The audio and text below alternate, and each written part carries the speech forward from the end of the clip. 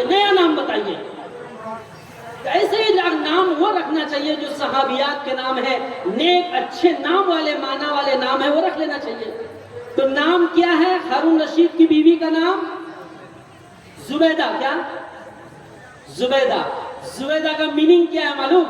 اب جس کی بیٹی پیدا ہوگی نا، انشاءاللہ آج کے بعد وہ زبیدہ نام رکھے، اس کا نام ہے مکھن کا پیڑا۔ زبیدہ کا نام، زبیدہ نام کا معنی، میننگ کیا ہے؟ مکھن کا پیڑا۔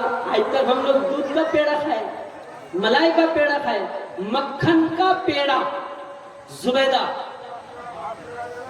بادشاہ ہارون رشید کتنا امیر؟ زبیدہ جو بیوی تھی، بیوی کی عمارت یعنی امیر ترین دیکھ کر، دولت مندی دیکھ کر اندازہ ہوگا کہ بادشاہ کتنا امیر تھا۔ ان کو ایک نہر کھدوانا تھا مکہ مدینہ میں، بلاد عرب میں۔ کس کو؟ زبیدہ کو۔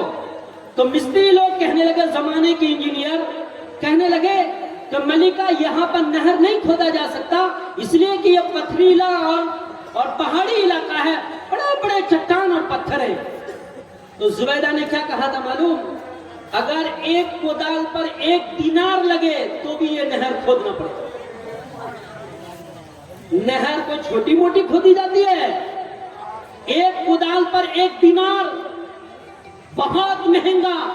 لاسٹ میں جا کر انجینئر نے کہا کہ اس کا حساب لگا لیں، تو زبیدہ نے کہا میں نے حساب لگانے کے لیے نہر نہیں کھودا ہے، جو چلا گیا چلا گیا، فی سبیل اللہ للہ فی اللہ۔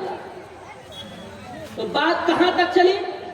ہارون رشید نے اپنے زمانے میں خانہ کعبہ کی تعمیر کرنے کا ارادہ کیا۔ اس وقت زمانے کے بڑے اہل علم امام مالک رحمت اللہ علیہ تھے۔ امام مالک رحمت اللہ علیہ نے منع کیا سختی کے ساتھ، بادشاہ سلامت میری طرف سے بالکل اجازت نہیں ہے۔ اگر میں اجازت دے دوں کہ آپ ہارون رشید بادشاہ ہیں، اس بنیاد پر آپ مسجد کی تعمیر، خانہ کعبہ کی تعمیر از سر نو کریں گے، تو ہر ترقی یافتہ زمانے میں آنے والا بادشاہ اپنے طور پر جدید ٹیکنالوجی کے حساب سے خانہ کعبہ کی تعمیر کرنے کی کوشش کرے گا، پھر وہ خانہ کعبہ نہیں رہے گا بلکہ وہ بادشاہوں کے ہاتھ کا کھلونا بن جائے گا، اس لیے اجازت نہیں ہے۔ اندازہ لگائیے، ابھی جو خانہ کعبہ کی تعمیر کی شکل ہے وہ حجاج ابن یوسف کی ہے۔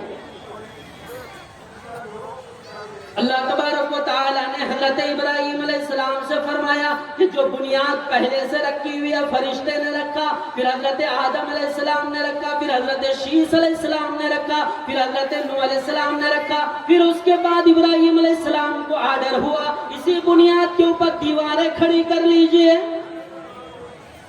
وَإِذْ يَرْفَعُ إِبْرَاهِيمُ الْقَوَاعِدَ مِنَ الْبَيْتِ وَإِسْمَاعِيلُ رَبَّنَا تَقَبَّلْ مِنَّا إِنَّكَ أَنْتَ السَّمِيعُ الْعَلِيمُ۔ اے میرے پیغمبر، خانہ کعبہ کی تعمیر کر لیجئے۔ انجینئر باپ ابراہیم علیہ السلام، مزدور اینٹ گاڑے اٹھانے والے ذبیح اللہ اسماعیل علیہ السلام ہے،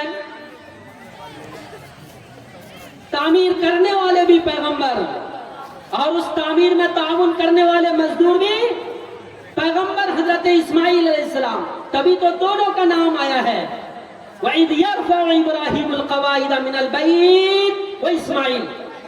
خانہ کعبہ کی تعمیر ہوتی جا رہی ہے، جو دیوار اونچی ہوتی جا رہی ہے، سیڑھی کا زمانہ نہیں، لفٹ کا زمانہ نہیں، ایک بڑا پتھر ہے، حضرت ابراہیم علیہ السلام دونوں پیر اس کے اوپر رکھتے ہیں، بغیر کسی بجلی کے، بغیر کسی کنیکشن کے، وہ جو دیوار اونچی ہوتی جا رہی ہے، وہ پتھر بھی اوپر ہوتا جا رہا ہے۔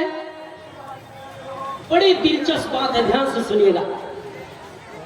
پتھر اونچا ہوتا جا رہا ہے بغیر کسی کنیکشن کے۔ خانہ کعبہ کی تعمیر مکمل ہو گئی۔ جس پتھر پہ کھڑے ہو کر حضرت ابراہیم علیہ السلام نے پیر رکھ کر تعمیر کی تھی، وہ پتھر آج بھی حرم شریف میں موجود ہے۔ جو لوگ حج عمرہ کو گئے ہیں، مقام ابراہیم کے نام سے بالکل بیت اللہ ہے نا کالا جو ہم لوگ فوٹو میں دیکھتے ہیں، بالکل اس کے سینٹر میں